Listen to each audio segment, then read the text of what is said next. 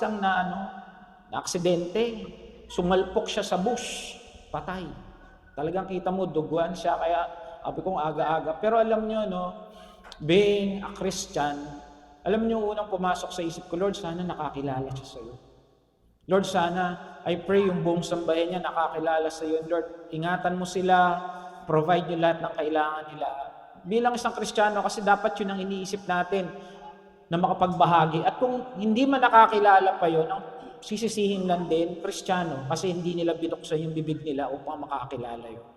Alam nyo, kaya tayo nandito pa sa mundo, to be the salt and light of this world, to open our mouth, to share what we believe, para maihayag sa ibang hindi nakakilala. Amen? Kaya hindi pa bumabalik si Lord kasi nga, baka hindi pa nakakilala ang marami. Kaya lagi ko sasabi, baka yung kaibigan mo, yung magulang mo, yung kamag-anak mo, hindi pa nakakilala sa Diyos, hindi pa tinatanggap si Jesus, baka hindi pa bumabalik si Lord. Amen? Pero mabuti ang Lord kasi dinala niya tayo sa dakong ito, dinala niya tayo upang makarinig ng kanyang salita. At minsan pa paalalahanan na siya ay tapat, na siya ay nag-iingat, niya siya ay nagbibigay sa atin ng kanyang siksik, liglig at tumapaw na pagpapala. Amen? Palakpakan natin si Lord. Hallelujah! Sige po. Pagpasensya niyo na ako, naging emotional lang ako doon. Amen? But truly, Lord, is magnificent. Truly, Lord, sabi nga niya, you need to be still kung may pinagdadaanan ka kasi ang Panginoon, He will take the vengeance. Siya ang bahalang gumanti. Amen? Huwag daw tayong gaganti. Merong isang storya, medyo maging lighter naman tayo. Merong isang tawag dito, merong isang magaling na abogado. Ano yung English na abogado? Attorney. Pag babae, tanyo, attorney rin, syempre. Nag-isip pa kayo. Amen. So, ganon. Namamaril siya ng ibon. Bumagsak yun doon sa isang field. Nangyari ito sa Amerika nung nandun pa ako. Hindi, joke lang. Pupunta pa lang ako nun. So, nalaglag sa ibon. Ngayon, tumatakbo na siya, kukunin niya yung ibon. Malaking ibon eh. Ngayon, may bumaan na pumuntak lalaki, sabi niya, sabi niya, trespassing ka sa lugar ko. Hindi ka karapat dapat dito. Sabi niya, kukunin ko lang tong ibon na to kasi nalaglag dito eh. Sabi niya, pasensya na ako. Sabi niya, hindi. Dapat dumaan ka sa aming batas. Ha? Sabi niya, abogado po ako, magaling po ako abogado. Hindi, iba yung batas namin dito. Pag mayroong mga gumagawa na hindi maganda, dumadaan siya sa 3-kick rule. Ano ho yun? Sisipain kita ng 3 beses at sisipain mo rin ako ng 3 beses. Magsisipaan tayo kung sino siyang sumuko, siya yung talo. Ganun. So, at ikaw ang may kasalanan, ako unang sisipa sa'yo. Laki ng mama, malaki, 6-footer. Maliit lang siya, mga 5'6". Parang ako lang, 5'4" lang ako. Sinipa siya, gano'n, sakit, ang sakit. Sabi niya, aray ko. Sabi niya, naku, lagot ka sa akin. Sinipa siya, aray. Sabi niya, suko ka na. Hindi ako susuko. Akin to. Talaga pinaglalaban siya. Sabi niya, isa na lang. Sinipa, pilipit. Pero tuwan-tuwa siya, lagot ka sa akin. Ako naman. Kinuha ngayon ng malalaking mama yung ibon. Akin na. Hindi, masisipa pa ako eh. Hindi, sa'yo na. So, hindi nakakuha. Kumain muna kayo. Natawa. Amen? Ang sabi ng Lord, the vengeance is mine. Amen? Kaya huwag na kayong gaganti. Amen? So, para hindi kayo mapares doon sa attorney na yun. Kung hindi nyo nakuha yung go, lapitan nyo si Ate Ditas mamaya. Amen? Praise the Lord. Sabi nga, ako ay blessed. Ayoko ma-stress. Tingnan mo gano'n ako na may blessed na. O stress na. Amen? Every time we wake up in the morning, sasabihin natin, ako ay blessed, ayokong ma-stress. Amen? We are blessed, we are and highly favored. Sabi nga, we are Cherito. 2024, ulit-ulitin ko to along the year. At kung kayo ay tatayo dito, paalala nyo rin palagi. Because we declare that this is the year of answered prayers. May sasagot naman panalangin? Amen. May nasagot na raw. Amen. So let us continue to pray kasi ang Lord, siya yung Lord na sumasagot. Hindi siya Diyos-Diyosan lang. Siya ay nakikinig, siya ay sumasagot sa ating mga panalangin. Amen. So ang ating series for the month of March, Supernatural Power of God. But before that, I want to greet each woman here na Happy Woman's Day. Kung babae ang katabi mo, sabihin mo Happy Woman's Day. Happy Woman's Month. Amen. Palakpakan natin ang mga kababaihan. Amen. Sa umagang ito. Amen. Kung wala, parang yung mga lalaki. Parang tuwa-tuwa. Amen. So kung wala ang kababaihan, wala tayo dito. Amen. Hindi tayo papanganak. Amen, okay. So, supernatural power of God. Okay, ang title ngayon, How to Cross Your Red Sea. Lahat tayo may pinagdadaanan, tama? Lahat tayo dito merong pangarap. Lahat tayo dito merong gustong maabot. Lahat tayo dito merong gustong maging sa ating mga pamilya. Lalo na yung mga magulang. Gusto kong maging yung anak ko na doktor, inhinyero, abogado, kung ano't anuman. Di ba? So, ganun. Ako, nung bata ako, tinanong ako, anong gusto mo, anak? Gusto kong kunin ang pitaka ng nanay ko. Hindi, joke lang. Huwag kayo papari sa akin. Amen? So, how to cross your Red Sea? Ngayon, tutulungan tayo ng Panginoon. Sabi ko sa inyo, supernatural power of God ang ating team for today, this month. Last month, ano pinag-aralan natin? Yung buhay ni... Sino yung ginamit ni Lord? Si Isaac. Si Joshua, ano ba kayo? Pinatigil niya yung alin? Yung bus. Grabe, dami natutunan. Aral na aral. Very good. Okay. Ngayon, alam niyo na rin to. Ito naman yung nangyari kay Abraham nung hinati niya yung dagat. May sumasagot. Amen? Okay, background. Okay, tingnan natin. Bago to, prelude to the story, sabi nga. Maring alam niyo na, pero sabi nga, ang salita ng Diyos, lagi may tinuturong bago. Sabi nga, for it is new every morning, great is thy faithfulness. So, balikan natin yung storya. Umiyak itong mga Israelita. Kasi bakit? Minamaltrato na sila ng paraon ng Egypt. Kasi nakalimutan na nung paraon na to yung ginawa noon ni Joseph. Diba? So they were mistreated. Pinapagawa na sila, hard labor na. Ang Panginoon, naririnig tayo. Ang Panginoon, naririnig ang ating iyak. Sabi nga, di ba, iniipon pa niya yung ating luha. Sinusulat niya yung ating mga pinagdadaanan. At sabi dito, kausap dito ni God si Moses. Sabi na sa 3 verse 7, nakita kong labis ang pinahirapan ng Egyptian ang aking bayan. Hindi, nakita niya, he saw it by himself, at narinig ko ang kanilang pagdaing. So sabi mo sa tago, naririnig ka ni Lord sa prayer. Amen? Isn't it wonderful na yung Diyos nating inaalaya ng ating prayer, naririnig tayo. At ganun yung nangyari noon. Kaya bumaba ako. Take note of this. Bumaba si Lord, sabi rito. At sila'y ililigtas. Kausap niya rito si Moses. At ihatid sa lupaing mainam, malawak, mayaman, sagana sa lahat ng bagay, lupain ang Kananeo, Teo, Amoreo, Perizeo, Hibita, Jerusalem. Narinig ko ang kanilang pagdaing. Pag inuulit, importante. Ilang beses na yung narinig. Tapos ay naman, nakikita ko. So ilang beses, dalawa. So talagang importante sa Lord yung gagawin niya na liligtas sa kanyang bayan, ang Israel. Amen? Okay. So, pero, sabi ng Lord sa 3, but I know, sabi niya kay Moses, that the king of Egypt will not let you go unless a mighty hand compels him. Sabi niya, alam ko, matigas ang ulo nitong paraon na to. At kapag hindi siya nakakita ng mga milagro, mga signs, wonders, and miracles, hindi niya kayo palalayain. Alam na niya yung puso ng parao. Sabi mo, alam ng Lord yung nasa loob mo ngayon. Alam ng Lord. Alam na niya yun eh. Sino ba gumawa sa tao? Siya. Kaya alam niya, matigas tong hari na to, at unless the Pharaoh have seen signs, wonders, and miracles, he will not comply to let the people of Egypt come out of Egypt, the people of the Israelites to come out of Egypt. Kaya sabi niya, I will stretch out my hand and strike. Matindi, hahampasin ko sila. Technically speaking, talagang hinampas niya dahil nagpakita siya ng mga matitinding signs, wonders, and miracle. And I will perform. Take note of this, Sino ang gagawa? Si God. I will perform, I will stretch. So, sino ang magpapalabas ng mga Israelita sa Egypt? Si God. So, nakikita natin ang pagkilos ng Lord, na talagang siya. Remember last week, yung tinuro natin, pinag-aralan natin kay Joshua, sino raw yung nakipaglaban sa 5 kaharian? Si God. Mas marami pa raw yung namatay sa mga pag-ulan ng yelo kaysa sa mga sibat ng mga ng armas ng mga Israelita. So God is fighting the battle for us. Kapatid, kung may problema ka ngayon, ang Diyos ang lumalaban para sa iyo. Huwag natin kakalimutan yan. Sometimes we forget that it is God who created everything. At it is God, siya rin yung magtatawid sa atin. Yes, problemado ka ngayon. Kasi ito, tao na niya to, may problema pa eh. Amen? Pero wag natin kakalimutan na yung Diyos na nagtawid sa kanila, yung Diyos yung magtatawid sa atin. Amen? Okay, sabi dito sa Romans, ganito yun, Ito yung kanina sinasabi ko, vengeance is mine, I will repay, says the Lord. Kaya pag may nangaaway sa inyo, huwag kayong gumanti. Ako naman, wag ganun. Tandaan natin, sabi na kasi ng mundo, don't get mad, get even.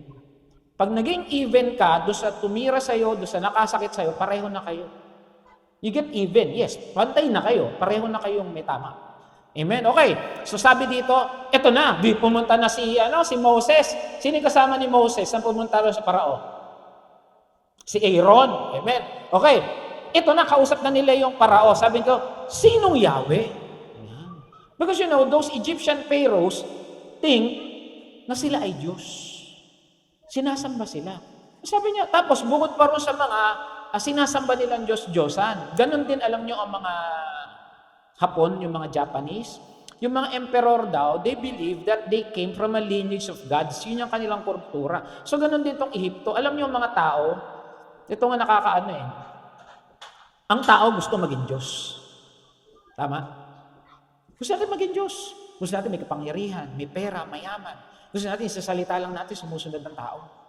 We want to be God. Sa bahay natin, yung mga nanay, yung mga tatay, ako siga rito, ako masusunod, di ba? Dito sa Kuanton to, sumigaw ka dyan. Sino siga dito? Subukan ko. May sumagot? Ako! Hi. every people, pag hindi Kristiyano, they want to be God. Pero alam niyo si Jesus, siya yung Diyos na nagkatawang tao. That makes us difference. Tayo gusto natin maging Diyos. Si Jesus nagkatawang tao para iligtas tayo, para sa ating masamang nature. Kaya sabi nito, sinong Yahweh? Sabi niya, sinong Diyos? Kaya sabi niya, wala akong kilalang Yahweh. Hindi niya kilala yung Diyos na gumawa ng langit at lupa. It's a direct attack to God. Pansinin niyo hindi niya inaatake yung paglabas ng mga tao. Ang inaatake niya, sino yung Diyos mo? Amen? Ganon katindi, ganon ka, sabihin na natin kasama, itong Ehipto na to, kasi nga, they believe that they are God themselves. Okay, sinong Diyos? Ito na, sa 7, and ito na, so bumalik ngayon to si Moses. Sabi niya, sa 7, and the Egyptians will know that I am the Lord. Talagang si Lord yung nagalit kasi siya nasaktan. Kasi ang tinitira, sino ka? Hindi, sino siya? Get my point? Hindi niya tinitira na ikaw sino ka? Sino ka ba Moses? No. Wala pa pakialam sa'yo. Sino yung Diyos sa sinasabi mo? Kaya sabi ni Lord, ako lalaban. Ako magpapakilala. Nakikita niyo yung background ng story bago siya tumawid. Okay, so balikan natin. Ngayon, bakit 10 plague? Naisip niyo ba bakit may pigsa? Bakit may umulan? Bakit nagdilim? Naisip-isip niyo na ba yun? Bakit 10 plagues? Naisip niyo? Kasi hindi siyam. Joke lang. Okay, bakit 10? Okay, hindi ko to isa-isahin, pero I'll just give you a bird's eye view. Yung blood, yung frog, yung nuts. Ano ba yung nuts sa Tagalog? Choknat. Yung nuts parang alikabok yata yan, yung mga ganun, yung mga lisak. Flies, death of the livestock, boils, hail, locust, darkness, death of the firstborn. Okay, kasi itong mga Egyptian, marami silang sinasambang Diyos-Diyosan. Okay, blood, bakit dugo? Alin yung ginawang dugo ni God? Yung tubig, yung mga tubig, katubigan. Kasi they believe, yung Diyos nila, ang pangalan niya si Apis, the God of the Nile, at si Isis, goddess of the Nile, the guardian of the Nile. Kasi they believe, ang tawag dito, yung tubig na yun, yung nagbigay buhay sa kanila. Kaya ang ginawa ng Lord, sige nga, gawin kong dugo yan. Tignan ko nga kung kaya ng Diyos ninyo. Remember, sinong tinitira ng Pharaoh? Si God. Kaya binabalikan ni Lord yung mga akala ng Diyos. Tignan natin yung frog. Bakit frog? Kasi meron silang Diyos, si Heket, isang frog-headed goddess of birth. Yung isang Diyos nila, ulo palaka. Nakakita na kayo nung sinasamba, ulo palaka. Yun ang paniniwala ng mga Egyptian. Kaya ang ginawa ni Lord, sige nga, magpadala ko dyan ng mga frog. Mag-pray kayo doon sa frog goddess ninyo. Tignan ko kung marinig kayo. Hindi, ano pa? Nuts. Meron pa nga lang Set, God of the desert. Kasi nanggaling sa disyerto yung mga alikabok na yon. Sige nga, mag-pray kayo doon kung talaga papakinggan kayo. Ano pa? Yung mga flies. Ano ba yung mga flies? Ano sa Tagalog ng fly? Lumilipad. Langaw. Ayan. Meron pa nga lang si Atchit. Pangatang pangalan. The fly god. Amen. Sino pa? Death of the livestock, yung mga baka, kambing, tupa, mamoy, manok. Okay, sabi dito, the goddess Hathor and the god Apis, who were both depicted as cattle. Ito na mga Diyos na to, parang mga ano ba yung cattle? Parang mga baka, ganun. Sige, mag-pray kayo kung kayang buhayin. Ano ba? Yung boil, pas Tagalog ng boil? Boil, lalaki daw. Boil, naglaga. Hindi, pigsa. Di ba nagkaroon ng pigsa? Ayan, pansinin ninyo, nangyayari ito sa mga Egyptians. Pero yung mga Israelita, hindi nagkaroon ng boil, hindi nagdilim, hindi namatayan. Bakit? Protektado ng Lord. Amen? Kagaya nila, tayo din protektado ng Lord. Amen? O, tingnan natin boils, hail, sinot, sky goddess. Sabi the crop fertility God, Set, the God of storm. Sige nga, mag-pray kayo dyan kay Set, God of storm siya, kung kaya niya patigilin itong ipo-ipong to. Si Locust, kasi si Nat, yung Osiris ng Set, ito yung mga Diyos nila. Sino ba? Darkness, si Sun God, Ra, yung Diyos ng araw. Sige nga, mag-pray kayo doon kung kaya niya pabalikin yung liwanag. At yung huli-huli, death of the firstborn, because si Isis, protector of the children. Hindi niyo napansin, ang namatay lang, puro anak ng Egyptian, hindi anak ng Israelites. Bakit? Protektado sila eh. Amen? Ganun kapangyarihan ng Diyos. So bakit itong 10 plagues? Kasi tinitira ng Diyos yung mga, ano ba sa Tagalog ng idol? Yung mga Diyos-Diyosan ng mga Egyptian. Ayaw ng Lord na may Diyos-Diyosan. Ikaw ba may Diyos-Diyosan ka? Tignan mo yung katabi mo. Tignan mo kung may Diyos-Diyosan yan. Ang Diyos-Diyosan, hindi lang yung rebulto, hindi lang, whatever that you put God, on God's place, na nilalagay mo ang Diyos, pwedeng pamilya, pwedeng anak, pwedeng career. Amen? Ayaw ng Lord doon. Dapat si Lord lang ang una. Amen? So, ito yung 10 plagues, hindi na natin nahabaan. Okay, so, tuloy na tayo. Ito na. So, nangyari na yung 10 plagues. Genesis 14 na tayo. Nang makarating sa perong balita, in other words, pinalayas na. Pinaalis. Sige, mag-alisan na kayo kasi nga, iyakan sila ng iyakan, namatay yung kanilang mga panganay na anak. So, pinalayas na, nakaalis na itong mga Israelita. At mind you, nung nakaalis yung mga Israelita, dala pa nila yung mga alahas-alahas. So talaga, kumbaga, nabayaran sila, dala-dala nila yung mga alahas, yung plunder ng mga Egyptian, kasi binigyan sila ng mga ginto. So nakaalis na, bigla na naman natauhan itong Parao. And dito, bakit natin pinayagang umalis ang mga Israelita? Wala ngayong maglilingkod sa atin. Bigla na siya nagising na naman. Biro mo, namatayan na siya ng anak Nagkaroon na ng 10 plagues Matigas talaga tong hari na to. Bali, wala pa rin sa kanya. Hindi. Kaya pa natin to. Ang sabi niya, pinahanda ng Paro ang kanyang karuwahing pandigma at kanyang mga kawal. Dalay 600 pangunahing karuwahing pandigma.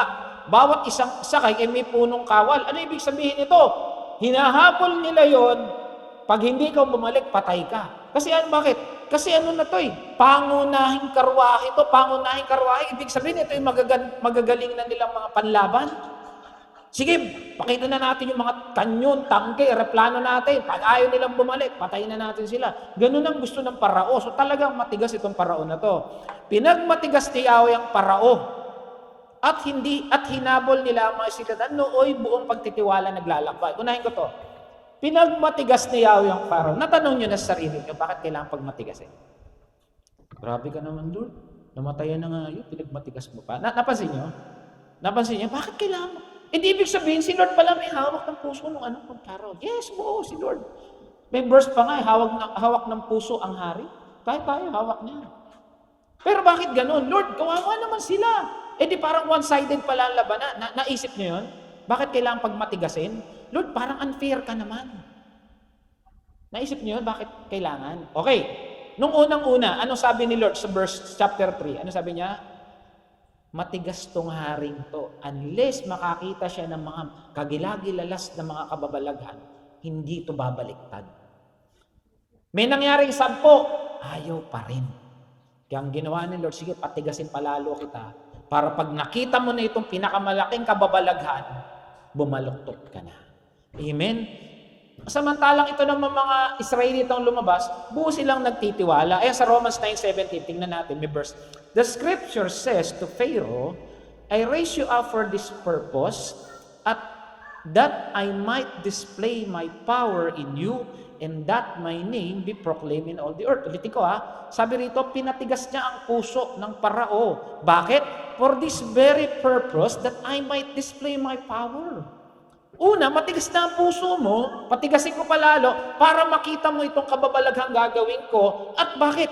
Para mapuri ako ng buong mundo. It's all about His praises, His glory. Gusto ng Lord mapuri siya. Naalala niyo ito, yung pinagaling na, yung bulag na kalakad? Oo naman kayo. Mahirap naman kasi maglakad talaga pag bulag, di ba? Aakayin mo. Doon nakakita, lakad ba ako? Tama naman, di ba? Okay, ano sabi rito? Sumagot si Jesus, pinanganak siyang bulag. Kasi nagtatanong, noong mga panahon na yun, nagtatanong yung mga tao, Lord, bakit bulag yan? Sino nagkasala? Di ba gano'n naman tayo mga tao? Bakit kaya pinanganak na gwapo yung si Wendell? Sino kaya makasalanan? Hindi gano'n. Bakit kaya gano'n yung pamilyang yan? Ang dami nangyayari. Siguro sinumpa sila. Bakit yung pamilyang yan laging may sakit? Siguro masasamang tao yan. Di ba gano'n naman ang tao? Judgmental tayo. Pero ano sabi ng Lord? Sabi niya, ipinanak siyang bulag, hindi dahil nagkasala siya o ang kanyang mga magulang, kundi upang mahayag ang pangyarihan ng Diyos sa pamamagitan niya. Kapatid, sino merong karamdaman dito? Lahat tayo siguro meron. O pamilya natin. Sometimes, nag-ingat naman ako, meron akong ganito, hindi ako kumakain ng masasama, ng fast food, ng mga street food, pero nagkasakit pa rin ako. You know why? Sometimes God will use you so that His glory will be revealed in your life. Ulitin ko, ginagamit ng Lord yung mga problema natin para mapuri siya, para yung mga tao nakapaligid sa atin, makita yung kabutihan niya. Amen? Merong isa, di ba, naikwento ko naman sa inyo, merong isang talagang healthy living siya. Pero nagkaroon pa rin siya ng sakit sa cancer sa dugo. Ano pa yung cancer sa dugo? Leukemia. Stage 4 agad. Di totoo to, stage 4. Ano nangyari? Patay na dapat yun ngayon buhay. Ano nangyari? Siguro talagang araw-araw nag-pray yung kanyang lahat ng sambahin. Ano nangyari sa sakit? Nung gumaling siya, napuri si Lord. Amen? Sometimes yung nangyayari sa buhay mo ngayon, ginagamit ng Lord para mapuri siya. If we don't understand what's happening with our life, pray. Lord, ba't ganito? Ba't may sakit si ganyan? Ba't ako nagkasakit? Bakit ganito nangyayari sa akin? Pagod na ako, Lord. Pray. Sabihin, kamagalala, ginagamit lang kita. At pag ginagamit ka ng Lord, ito patindi, siksik, liglig at tumapaw na pagpapala ang mangyari sa buhay mo. Amen? Lahat ng sakaramdaman may katapusan. Lahat ng paghihirap may katapusan. Lahat ng kakulangan may katapusan. Amen? Baka konti na lang, na yung breakthrough mo. Amen? Sometimes, to have a breakthrough, we must overcome. We must overcome to overflow. Amen? Okay, so tuloy na tayo. Hinabol nga sila ng mga Egyptian na makawal ng Parao. Sakay ang kanilang karuay. Inabot nila ang Israelita sa tabing dagat, malapit sa Pihirot, sa tapat ng Baal-Zephon. Matinding takot ang naramdaman ng mga Israelita. So nangyari, hinahabol na sila. Okay. Nakita ba ng mga Israelita kung paano sila pinatnubayan ng Diyos? Nakita nila? Nakita nila.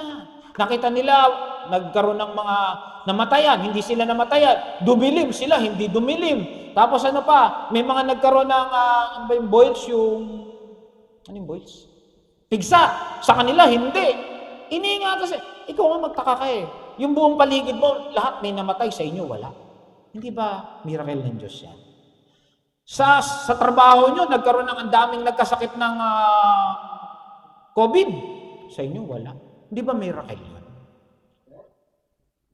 May na-aksidente ikaw. Minsan natutulog ka nagpamaneho. Hindi ka. Pero pag-pray ka. Pero huwag kayo matulog. Di ba milagro ng Diyos yun? Di ba ang dami yung kakulangan, pero lagi kayong sapat?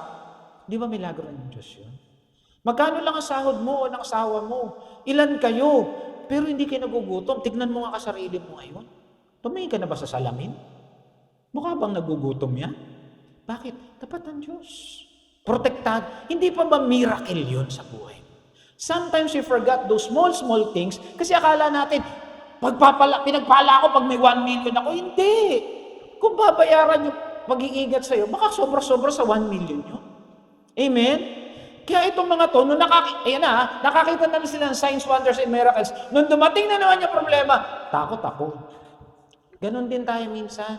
Iningatan tayo ng Diyos ilang taon. May dumating na problema. Lord, bakit mo ako pinabayaan? Bakit ako? Nakalimutan mo na ba? Iningatan ka ng Diyos noon pa. At iniingatan ka pa rin. Huwag kang mag-alala, itatawid ka uli ng Lord. Amen? So ano nangyari? Sinabi nila kay Moses, ito na, nagreklamo. Wala bang mapaglilibingan sa amin sa Egypt? Pag dinala mo pa kami rito, ano sabi nila? Sinabi na namin sa inyo, wag mo kami pakailaman. Nagmumurmur na. Nagagalit na. At pabayaan na lamang kami manatiling alipin. Gusto na namin maging alipin kaysa mamatay. Ulitin ko, nakita na nila yung proteksyon ng Diyos, nakita nila yung pag-iingat ng Diyos, nakita nila yung provision ng Diyos, pero pag nasa kagipitan, bumabaliktad sa Diyos. Tayo ba ganon? Hello? Ayoko na magsimba, lagi na lang kayo na sakit. Bakit yung buong pamilya may sakit? Bakit ako hindi mawala ng sakit? Bakit kulang na naman? Kulang nga kang ng kulang, pero kumpleto ka naman ng kumpleto. Kumakain ka naman 3 beses. Bayad naman lagi mga bayarin mo. Sometimes you forget. Pero di kayo nagtaka dito, sa Exodus, nagmumurmur sila, nagko-complain sila. Pero hindi sila pinaparusahan ng Diyos. Bakit? Sa pag-aaral natin sa susunod dyan. Kasi sa Numbers, nag-complain sila. Ano ginawa? Nabuka ang lupa. Kinain sila. Nag-complain sila. Pinatuklaw sila sa ahas. Pero dito, complain sila ng complain. Tignan mo nangyari ha. Sumagot si Moses. Lakasin ninyong loob. Sabi niya, ipagtatanggol ka ni Yahweh. Pumatataglatan kayo. Si Moses, bakit kalmadong-kalmado? Tingin niya sa Diyos eh. Itong mga to, sino nakikita? Kalaban. Dito sa atin ngayon, tingnan mo yung katabi mo. Tingnan mo lang, tingnan mo. Nagwo-worry ba yan? Tingin mo nagwo-worry yan? Hindi. Amen. Kung hindi yan nagwo-worry, ikaw bakit ka nagwo-worry? Amen. Si Moses, ano pinagkaiba ni Moses sa mga taong yun? Pare-pareho silang Israelita. Yun nga lang, ginagamit siya ng Diyos. Sabi niya, pagtatanggol tayo sa Lord. Ano sabi niya? Ito na. Sinabi ni Yahweh kay Moses, bakit mo ba ako tinatawag? Siguro, pag tinatawag, ano ibig sabihin? Nag-pray. Lord, ang kukulit nila. Murmur sila ng murmur, complain sila ng complain. Sabi mo ni Lord, ba't mo ako ba tinatawag? Hindi nyo nabasin, hindi nagagalit ang Lord. Palakarin mo mga Israelita, tuloy. Sida alatul, naalala nyo yung Arabic? Sila alatul, ibig sabihin, diretso. Itapat mo sa ibabaw ng dagat ang iyong tungkod, mahati ang tubig. Di ba may dala siyang tungkod? Sabi niya, itapat mo sa tubig, mahati yan. At matutuyo ang lalakarin nyo. Amen? Yung dagat ito, dagat na pula, Red Sea. Pero sabi nila sa some translation, Red Sea, parang mga, parang isang lugar daw ito na maraming, nakalimutan ko, parang isang klase ito ng halaman na mababa lang daw. So, yun yung argument dito na hindi mababa lang ito na kaya naman tumawid. Pero take note of this. Matutuyo. Kasi mababa lang yan. Mabilis bang matuyo yun? Ito na mas matindi. Sige, given the argument that this is only, dito lang, 2 foot deep, mga ganun dito lang. Sabi kasi ng iba, ganun eh. Paano malulunod yung mga karwahe kung mababaw? Paano malulunod yung mga Egyptian kung mababaw? Dagat talaga to na malalim. Amen? Kaya kasi may mga argument, sinabi ko na lang din sa inyo. Okay, ito na. Lalong pagmamatigasin ang mga Ehipsyo, lalo kung pagmamatigasin ang mga Ehipsyo. Sa gayon, ito yung dahilan. Malaman ng mga Ehipsyong yan, na ako si Yahweh. All of these things, God wants to prove a point na siya ang Diyos. Paano natin ito may apply sa buhay natin? Minsan ang tigas ng ulo natin, kaya nangyayari yan. Lumuhod ka na kay Lord. Di, ayoko na mag-pray. Hinahata ka na, lumuhod ka na, mag-sorry ka na, bumalik ka na kayo. Isang ganun tayo. Minsan marami na yan di maganda sa buhay natin kasi bakit? Ibinabalik ka na, Lord. Mag-church ka naman, anak. Mag-pray ka naman, anak. Kasi God wants to prove a point na malaman natin that He is God, na siya lang naman yung ating proteksyon, na siya yung ating kailangan. Amen. Kalabit mo masabi mo, kailangan ko si Lord. Ayan, kailangan mo si Lord. Sabi mo sa sarili mo, kailangan ko si Lord. 1, 2, 3. Iyan. Ito na. Ang anghel ng Diyos na pumapatubay sa paglalakbay ng Israelita ay nagpahuli sa kanila. Gayon ang haliging ulap. So, ibig sabihin, sa likod may bantay sila, sa gilid may bantay sila, o sa anghel, meron silang bantay, yung angel of the Lord. Tandaan natin ang mga Kristiyano may anghel na nagbabantay. Kaya yung sinasabi na, yung bata nahulog pero hindi napilay, may guardian angel. Hindi lang bata may guardian angel, pati tayo. Ano sabi sa Hebrews? Diba? There are ministering spirits sent for those who would inherit the Word of God. Ano sa Tagalog doon? Meron daw mga anghel na pinadala ng mga espiritu na mag-iingat para saan? Sa mga tatanggap ng salita ng Diyos. Sino yun? Magtatanggap ng buhay na walang hanggan. Inherit life pala yun. Sino yun? Tanong. Sino ba yung mga tatanggap o tumanggap na ng buhay na walang hanggan?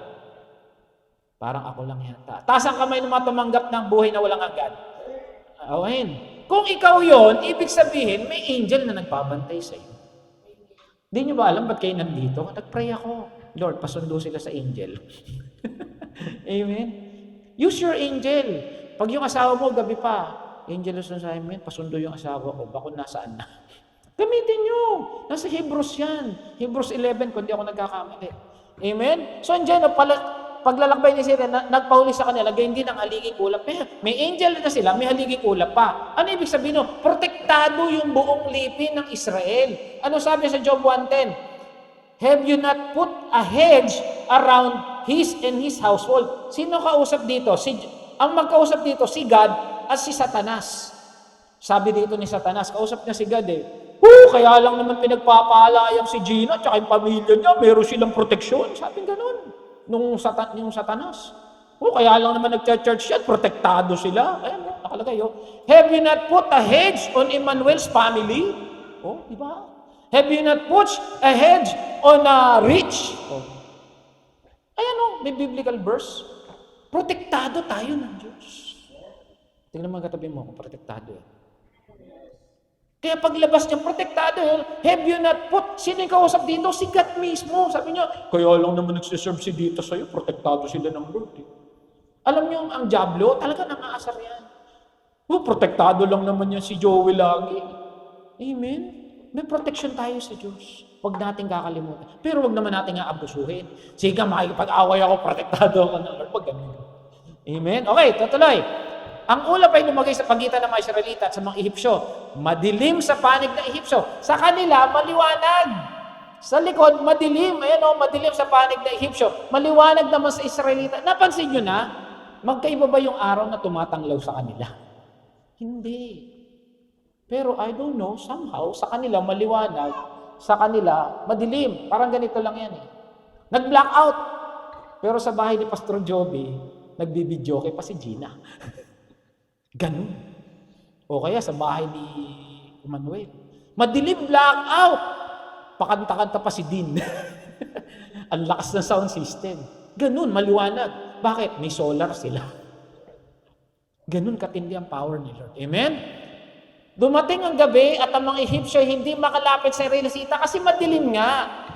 Ito na, itinapat ni Moses ang kanyang tungkod sa ibabaw ng dagat. Magdamag na pinaihip ni Yahweh ang isang malakas na hangin upang sa silangan at mahati ang tubig. So ito na, C divided by 2. Sabi sa mathematical computation. Ito tandaan we need faith to do the impossible. Kailangan mo ng pananampalataya. Amen? Kailangan mo ng faith. Kasi faith is the assurance of the things we hope for, things we have not seen. Bawa, lagi ko itong paalala Nakikita mo yung anak mo, nagagraduate na.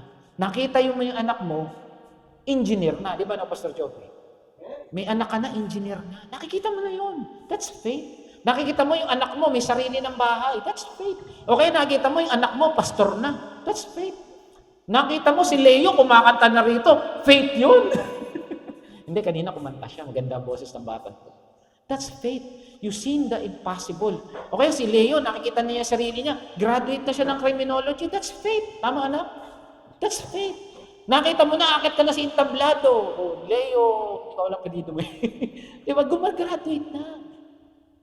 Nakikita ni Daisy, yung kanyang mga anak, gumagraduate na. That's faith. Faith namin ni Pastora, kayo naman yung nakatayo dito. Faith yun. Amen? Tama si Pastor Joven, may ginamit sa sariling church doon. That's faith. Amen? We have to see faith. Sila, yung faith nila, tatawid sila sa dagat. Ang mga Israelita ay tumuwid sa dagat at tinilakaray tuyong lupa. sa pagitan ng tubig na parang pader. Nahati yung dagat, napunta rito sa gilid yung tubig, tapos nilakaran nila, tuyo. Hindi ba kagilagilalas yun? Nahati yung dagat, okay, fine, good, okay lang yan. Pero yung lalakad ka, hindi lang yung dagat ang nahati, natuyo. Tuyo yung nilakaran kasi kung yun basa, lulubog pa rin sila. Mahirap maglakad, putik-putik sila. Amen? So nakita rito yung kapangyarihan ng Diyos. Pinakita rito kung gaano kamakapangyarihan ng Diyos. Mga kapatid, tanong, bago tayo magpatuloy. Meron ka na bang nangyari sa buhay mo na nakita nyo yung kapangyarihan ng Diyos sa buhay nyo? Yung binago ka ng Diyos, dati palamura ka, ngayon konti na lang. Dati marites ka kung ano-ano pinagkakakalap mo sa kapitbahay mo. Ngayon, pinagkakalap mo na si Jesus. Miracle ng Lord yun. Hindi mo na kailangan makakita na nahahating dagat. Yun nangyari lang sa pamilya mo. Miracle na yan. Yung anak mo may sakit, walang makagaling-galing. Pinag-pray lang, gumaling. Yung noon, walang-wala kayo. Ngayon, kumpleto appliances nyo sa bahay. Kumakain kayo 3 beses ang araw. Ang anak mo malulusog. Miracle ng Diyos yan. Mga magulang, masaya ba pag malusog ang mga anak? Di ba? O sa mga may apo, pati apo. Nagkasakit pastor pero pinagaling ng Lord. Di ba? No? Yun ang mahalaga ron. Amen? Hinabol sila ng mga Ehipsyo hanggang sa dagat na ito'y kawal ng Paraoy nakasakay sa karuwahe. Yan ito, humahabol na. Hinabol sila ng mga Ehipsyo hanggang sa dagat ay ito'y mga kawal ng Paraoy nakasakay sa kanang karuwahe at mga kabayo nang magbubok ang liwaywa. So gabi, di ba? Ang mga Ehipsyo ginulo ni Yahweh mula sa haliging apoy at ulap. So, I don't know paano ginawa yung panggugulo. Kung paano yung panggugulo, pero ito sigurado, ang Lord na nakikipaglaban para sa kanila. Amen? May kaaway ka sa kumpanya nyo, sa paligid nyo, ang Lord na nakikipag-away sa kanila. Bakit? Protektado tayo ng Diyos. Di ba meron tayong hedge? Sabi sa Job. Sino nagsasabi nun? Si Satanas. Kasi Satanas nakikita yung spiritual side ng mundo because spirito rin siya. Kaya alam niya, yung mga anak ng Diyos, hindi niya kayang basta magalaw. Bakit? Protektado ng Diyos. Amen? Ano sabi niya? Napabaon ng gulong ng mga karawahe at hindi sila makatabol na matulin. Ulitin ko, nung tumawid yung mga Israelita, ano sabi doon sa kalsada? Tuyo, basa. Tuyo. Nung sila na yung dumadaan, bakit lumubog? Naging basa. Nakita niyo yung pagbabagong bigla ng structure ng lupa?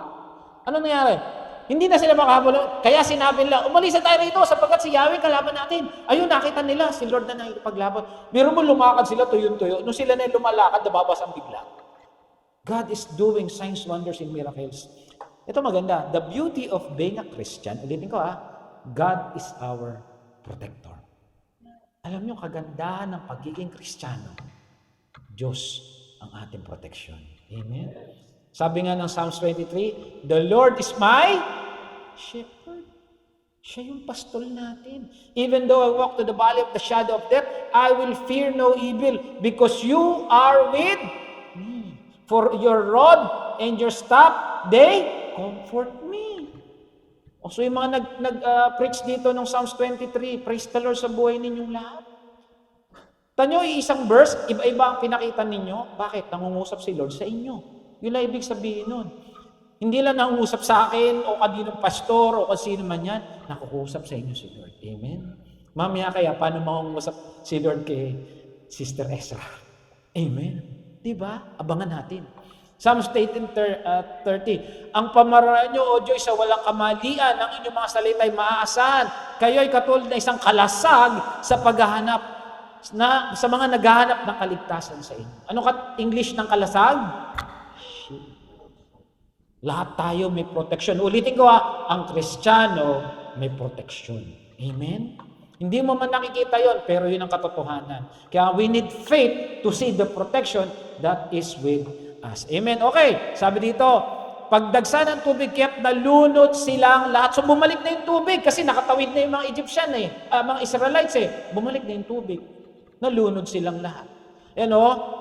Ngunit ang mga Israelita ay nakatawid sa dagat ng tuyong lupa at dinaanan sa pagitan ng tubig na parang pader. Nang araw ng iyon, ang mga Israelita iniligtas ni Yahweh sa mga Ehipsyo. Nakita nila ang bangkay ng mga Ehipsyo. Nagkalat sa tabing dagat. Grabe.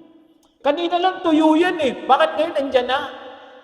Parang ganito lang yan Nung humingi kami ng relief good, meron eh. Bakit nung kayo naubusan? Bakit? May privilege. Sabi nga ng Charito, we are blessed and highly favored. Dahil sa kapangyarihan pinakita ni Yahweh laban sa Egypt, ano nangyari? Nagkaroon sila ng takot sa Kanya at sumampalataya sila sa Kanya at naglingkod. At sa lingkod niyang si Moses. Sometimes we have to be remembered how God is good to us. Hindi niyo napapansin bakit kailangan may Sunday service? Una, makapagpahinga tayo, kaya tulog lang kayo. Hindi, joke lang. Pangalawa, para maipailala kung gaano kabuti ang Diyos sa buhay nating lahat. Kanina, sabi ni Sister Daisy, may problema sila. Tama ba? May problema? Pagod? O ngayon, malakas na uli. Nag-preach na eh. Miracle ng Diyos yan. Si Manuel, napagod to, 1 linggo nagtrabaho. Tama, Brad? O ngayon, malakas na uli. Bakit? Milagro ng Diyos. Si Pastor Joby, si Brad Joel, namasaday 1 linggo. Sister Gina, nanahin 1 linggo. Ngayon, malakas ulit. Pakanta-kanta pa. Malayang. Di ba? Malayang. Bakit? May kalakasan ng gagaling sa Diyos. Amen? Kaya hindi nyo napansin pag nandito kayo sa gawain, nare-renew tayo, hindi lang physically. Oo, kailangan mo gumising na maaga. Kasi doon nakikita ng Lord kung faithful tayo. Pero God will sustain us. Nakita ko si Dean gumising na maaga, palalakasin ko lalo itong bata ko. Amen? Nakita ko si James, excited. Lalo ko itong patatalinuhin ng bata to. Pag ang Lord natuwa sa atin, ang nakakatuwa. No? May blessing na kasunod. Amen? Christians who experience God's power, serve. Ulitin ko ang mga Kristiyanong nakakita ng signs, wonders, and miracles, naglilingkod sa Diyos. Tignan mo yung katabi mo kung naglilingkod kay Lord. Pag hindi naglilingkod yan, hindi pa nakakita ng miracle yan. Kasi doon lang naman yun eh. Kasi nakita mo yung Diyos totoo. Ay, totoo to, maglilingkod na ako. Sino ba gusto mong paglingkuran? Yung Diablo? Dalawa lang naman yan eh. Sino gusto mong paglingkuran? Amen? Okay, mabilisan. How to cross the Red Sea? Number 1, you need faith. Kailangan may pananampalataya ka. Sabi dito, mahirap pang hawakan isang bagay na hindi mo nakikita. Tama? Hangin, hindi mo makita eh. Utak ko, nakikita nyo? Naniniwala kayo utak ako. Sige nga, to 6 to billion. Mahirap pang hawakan isang bagay na hindi mo nakikita. Kaya, kailangan mo ng faith coming from God. Kanina nangagaling yung faith? Kay God din eh. Lahat naman kanya galing eh. Coming from God to see the unseen. Sabi ko nga kanina, nakita mo na, gubraduate na yung mga anak mo. Nakita mo na yung mga anak mo, nagpipreach. Diba, balang araw si James, nasa pulpit na, no, James? Amen? Nakaka 3 point na yan. Diba? That's faith. That's faith. Amen? Kailangan makita mo yung hindi mo pa nakikita. Balang araw, nag-abroad ka na. Naalala mo, ay si pastor, papasalubungan ko. O, ganun. Kailangan ko rin ng faith, pasalubungan niyo ako. Amen. Faith yun. Romans 10:17. So then, faith comes from hearing and hearing the Word of God. Paano ka magkaka-faith? Makinig. Kung ayaw makinig, magbasa. Doon ka magkakaroon ng faith. Unless you read the Word of God, unless you hear the Word of God, wala kang faith. Faith comes from hearing the Word of God. Kaya itong mga batang to, maganda nakakapakinig na sila. Amen? Para magka-faith, you need to hear the Word of God. Now, faith is the assurance of things we have hope for, the conviction of the things not seen. Ulit-ulitin ko to. Kailangan makita mo na. Naalala niyo yung dinugo? Sabi niya, mahahawakan ko lang to. Amen. Ikaw kapatid, ano yung inaasam mo? O sige na nga, ano yung pinagpe-pray mo? Huwag niyan sabihin sa akin. Nakikita niyo na ba? Hindi nag-amen, wala ka makikita. Ulitin ko, nakikita mo na ba yung pinagpe-pray mo? Amen. Nakita ko na. Amoy ko na. Yung chocolate na ibibigay ni Joby. Amen. Ganun. Nakikita mo na dapat. Ano sabi dito? Tanong, may faith ka na ba? Ayan. Pangalawa, obey. Yes, nasa grace na tayo. Kaya nga tayo nag-o-obey eh. Kaya ka mas lalong sumusunod kasi may grace ka. Sabihin niyo, may grace na ako eh. Hindi, kaya ka lalong tumusunod. Kasi nga grace people ka na eh. May faith ka, sumunod ka. Ang sabi dito, dalawa lang naman yan eh. Okay. Meron daw tinatawag na pain of regret tsaka faith of obedience. Ano yan? Okay, ganito yan. Nakita nila, di ba, tatawid sila. Tatawid sila eh. Kung hindi sila tumawid, pain of regret yon. Kasi, babalik sila eh. Pagkatapos na, magre-regret sila, tama? Ay, ba't hindi kami tumawid? Yung pain of obedience naman, kasi nasa isip nila, problema to, pero kailangan ko suungin.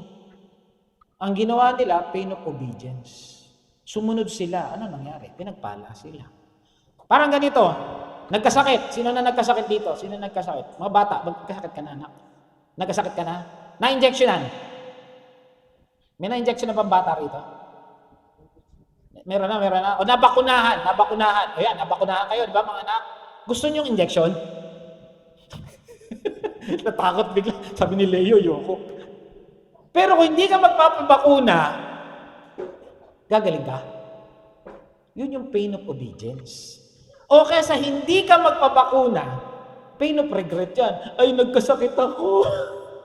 Mamimili ka lang naman sa araw-araw ng buhay mo. Yung pain of obedience o pain of regret. Dalawa lang yan. Pag hindi mo ginawa, problema. Amen? Ito, kung ikaw yun, tatawid ka ba? Amen. Tapang ka tao, pain of obedience yan. Dapat marunong ka sumunod. Deuteronomy 11:1, kaya nga ibigin nyo ang Diyos ninyong si Yahweh at sundin nyo siyang lagi. Tanong, we need faith to obey God. So ito pa sabi ni Lord, why do you call me Lord? Lord, and do, and not do what I tell you. Sabi ng Panginoong Jesus, tawag ka sa akin ng Diyos, Diyos. Ako yung Diyos mo, ako yung Diyos mo. Sumusunod ka ba? Tingnan mo yung katabi mo kung sumusunod yan. Amen? Ang tanong dito, pero sumagot si Jesus, higit na mapalad ang nakikinig at sumusunod. Paulit-ulit lang ito eh. Hindi nyo napansin ang mga preaching paulit-ulit? Pero laging bago para sa atin. Kasi iba-iba kung paano natin i-apply sa buhay natin. Ang tanong, sumusunod ka ba? Puro tanong to ngayon. Pangatlo, courage. Ano sa Tagalog ng courage? Courage. Katapangan. You need courage to accomplish something. Okay. Lahat tayo rito may pangarap. Tama? Yung iba, kayo? Pangarap wala. Okay. Lahat na may pangarap, magtaas ng kamay. Ako na unang-una. Yan. Yung mga hindi nagtaas ng kamay, ano gusto nyo? Lahat tayo may pangarap. Mga batang to, gusto makatapos. Mga Ezra, gusto makatapos sa pag-aaral. Kailangan mo ng tapang. Mahirap mag-aaral, tama mga anak? Madali ba mag-aaral? Hindi. Talaga minado. Talagang hindi madali.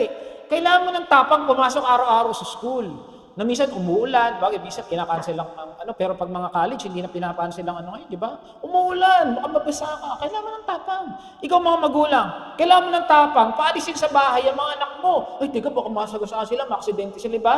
It take courage to let your kids out of your sight, tama? Kami noon, yung anak namin, halos ayaw namin mawala sa mata namin, sa paningin namin, tama? Lalo mga nanay, ayaw nyo mawala sa paningin yung mga anak nyo.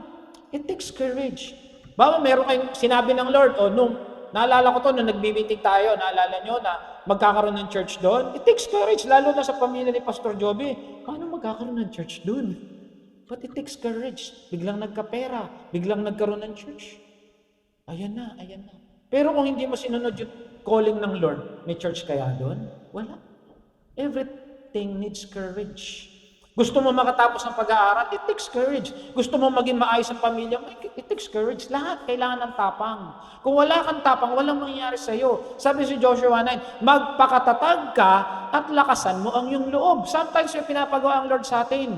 Yan, dati sa Pastoral Leonor, napunta lang dito yan, pinasyalan yung nanay niya. Biglang sinabi ng Lord, mag-open kayong Bible study doon. Kung umayaw siya, walang church dito. It takes courage. Hindi madali ang pinapagawa ng Lord minsan. Akala nyo lang madali. Hindi. Gumising lang sa umaga, mahirap eh. Sa mga nag-aaral ng salita ng Diyos, madali bang mag-aral? Hindi. Si Pastor Joey, hindi agad. Brother Emmanuel, madali? Hindi. Kailangan natin ng tapang. Yung tapang na mag-ubos ng oras, yung tapang na mag-aral, magbasa. Kailangan ng tapang yan. Hindi tayo makakarating dito. May grasya ang Diyos, pero kailangan natin ng tapang. At yung tapang na yun, nagmimula sa biyaya ng Diyos. Kulangan mong kunin, kailangan mong gamitin. Sabi dito, hindi espiritu ng pagkalipin ng inyong tinanggap. God has not given us the spirit of timidity, but the spirit of power.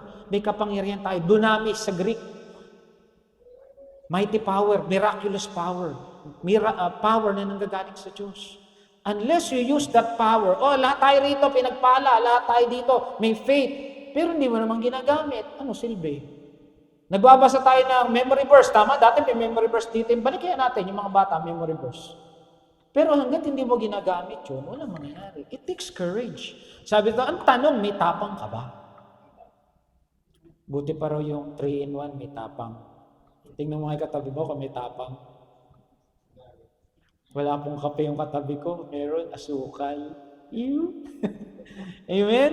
Okay, pangapat, tatapos tayo. Understand His Word. Sumunod sa salita ng Diyos. Intindihin, sabi ito, sa gayoy magiging masagana at matagumpay ang iyong pamumuhay. Ano sabi dito sa una? Pagbulay-bulayan mo iyong araw at gabi upang matupad ang lahat na nakasado. Pinag-aralan na natin to. Yung pagbulay-bulayan daw rito, yung Hebrew na ginamit dito, yung parang umunguya ka.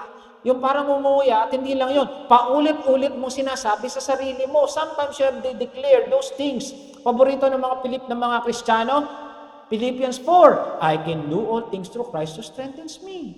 Declare mo araw-araw yung sa mga nag-aaral, I can do all things. Mag-aral ka rin, siyempre. Baka naman declare ka naman nag-aaral. Wala rin. But we have faith, we have courage, we have grace. Ngayon, kailangan basahin natin yung salita ng Diyos. Mga kapatid, okay, tatanungin ko kayo, sino narito ang nakapagbasa ng Bible from cover to cover? Ilang libro ang Bible? 60. Ano yung unang book sa Old Testament? Ano yung huling book? Ano yung huling book ng New Testament? Ano yung pangalawang book ng Old Testament? Tama, Exodus. Kasi dos eh. Pag yun naman hindi nyo pa nakuha, ewan ko na lang. Exodus. Kaya pangalawa. Amen? Dapat alam nyo yun. Amen? Basahin. Pag binasa nyo, mga anak, sa ganon, magiging masagana at matagumpay yung buhay. Lagi itong pinapaalala sa Zoom class. Read your Bible, read your Bible. Pag may time, kahit isang verse, but at least nagpa-progress ka, araw-araw may nababasa ka. Mahirap wala. Pag wala ka nabasa, ano mababasa mo? Facebook wall, TikTok, Instagram. Buti pa ngayon, araw-araw binabasa mo, nasa wall ko. Ay, meron akong picture. Wala nagla-like. May isang like, nanay ko pa. Amen? Read your Bible. Kung gusto matagumpay ang buhay, basahin ang aklat ng buhay. Sino gusto matagumpay ang buhay? Basahin yun. Basahin natin. Amen? Psalms 9:27, tulungang maunawaan yung utusan, iyong kahangahang gawa, lubos kong pag-aralan. Tanong, nagbabasa ka ba? 5 na yung pangapat na tanong ko. Huli. Tanong, ulit. Show gratitude. Ang Tagalog niyan, matutong magpasalamat. Ano sila, di ba? Nagpuri sila sa Diyos. Nagpapasalamat ka ba sa buhay na meron ka? Nagpapasalamat ka ba sa mga may asawa? Nagpapasalamat ka ba? Yan ang asawa mo. Parang wala sumagot. Sa mga magulang, nagpapasalamat ka ba? Yan ang anak mo? Pag sa anak, malakas. Pag sa asawa, mahina, ano? Taka silang lahat, eh. Mga anak, nagpapasalamat ka ba? Yan ang nanay mo? Opo. At least may sumagot. O, mga anak, nagpapasalamat ka ba? Yan ang tatay mo. Opo. Pag hindi ka nag-opo, lagot ka mamaya. Magpatuto magpasalamat. Ito accomplished people knows how to say thank you. Ulitin ko yung mga taong tagumpay, marunong mag-thank you. Pag hindi ka tagumpay, alam na this, baka hindi ka marunong mag-thank you. Now, do you consider yourself accomplished? Marunong ka dapat mag-thank you. Amen? Sabi dito, ito yung mga tao na nakita ko na nag-thank you. Si Miriam, defensor. Hindi, joke. Sino kapatid ni Miriam? Hindi nyo kilala. Si Moses, parehong M eh. Amen? Huwag nyo nang tanongin si Aaron, hindi ko rin alam. Baka sa apelyido. Si Hannah, si David. O si David, si David. Si Solomon, si Elizabeth, si Mary. Yung leper. Ayan, babalikan natin yung leper ha. Ano ba yung leper? Ketongin. Si Paul. Si Jesus. Kung si Jesus marunong mag-thank you, tayo dapat marunong din mag-thank you. Amen? Sabi sa Matthew, ito, tinuro ko na yata to. Sabi dito, then he directed people to sit down on grass. Ito yung pinakain niyang 5,000. Ano ginawa ni Jesus? He gave thanks. At ano nangyari nung nagpasalamat si Jesus? Dumami yung pagkain. Minsan, nung marami pa tayo, parang kokonti pagkain. Nagpe-pray ako, Lord, nawa umabot yung pagkain, ang dami. Umabot, may nag-take out pa. Sabi ko, ba't yata nauubos? Yung isang kapatid, nakatatlong balik na. Bakit? Kaya padarmihan ng Diyos yung pagkain natin. Amen? Pag-pray mo. Ang sabi nito, Luke 17, one of them, ito yung 10 ketongin, pinagaling. Isa lang yung nag-thank you. Ito ha.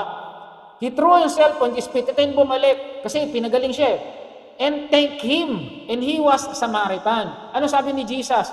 Has no one returned to give praise to the Lord except this foreigner? Kasi hindi ito Israelita.